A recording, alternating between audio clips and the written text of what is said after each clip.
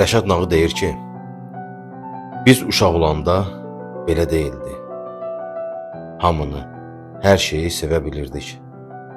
Ağzımızdan çıxan güllə səsinə yumub gözümüzü ölə bilirdik. Biz elə ölümü belə bilirdik. Böyüdük, nənələr, babalar öldü.